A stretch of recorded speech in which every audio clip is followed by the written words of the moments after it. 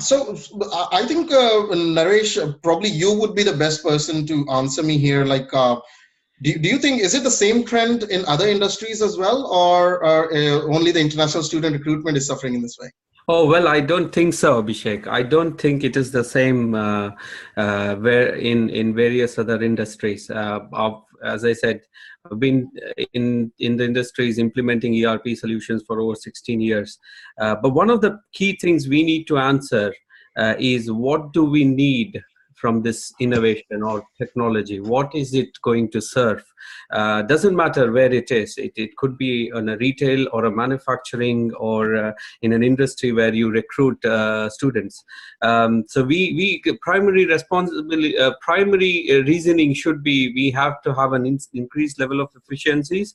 We need an enhanced experience, so it should be less clumsy, less so it should be smooth and simple, and most important thing is it should scale to reach. So it should reach to the nth degree, to a student who's located various 4,000, 5,000 miles away from where you are today. So it should break the geographical barrier as such. So these are few things I think technology should answer, should be the answer for embracing technology. But the most important thing is, I personally think most of our industries, wherever I've been part of, have embraced technology openly. Like, for example, I'll just tell you, from a time a sales order is raised to a delivery made, basically, if you want something from Amazon, it used to take what, 3 days, 5 days sometimes. It is now 2 hours. So you order, you're there. Why? Because it is real time. So in 5 years back, I used to use, big hard drives and then huge servers. The servers was like as big as my room. Today, nothing, no hard drives. So I do real-time computing on the RAM. So it is in-memory computing is the name for it. So it's the traditional methods are broken today. So basically, if you need to have an inventory check, like for example, a huge grocery store, Walmart, for example, and their aisles emptying, it needs to be refilled as quick as possible. You need to be on your toes all the time.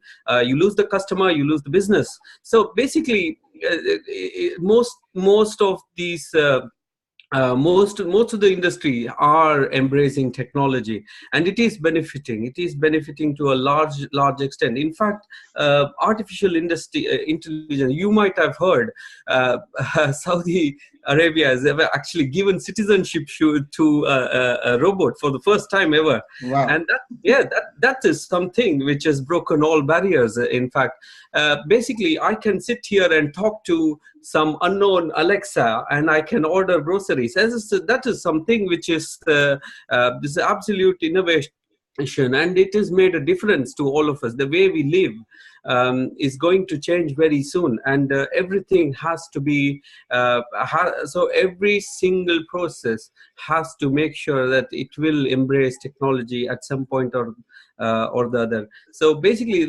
certain key, I don't want to use too many jargons here, but at the same time, so real-time processing, artificial intelligence, accelerated cloud technology, machine learning, especially biometrics and stuff. So these things have to be embraced. Like, so let me talk in the same issue that Juhi started off.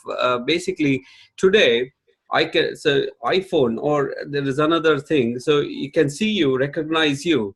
So that itself could be an innovation a university can use to see and recognize by face, by thumbprinting, or whatever, right? So there's so many things which universities or the students can actually embrace to make that gap.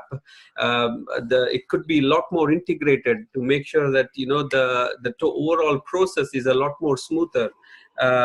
Just imagine, as Juhi just opened up, right? In the Gurukul days, you had to sign up to a place, go sit there for 3-5 years, learn what you get educated, and then come out and then and give it back to the society. But today, You don't even have to get into a university. You can just sit at home, do whatever you have to, and you can get a degree in 2 years, 3 years, as long as you can grasp and gather what you've been tried to teach. So it's one of the technology is something that will become inherent. If you do not embrace, you get lost out into that stream. So basically, I personally think if you see HMV, for example, Nokia, for example, one of our times, when we grew up, Nokia phones were the best phones ever, and they're not even in the market today. So I personally think technology will definitely be the way forward, no matter which industry we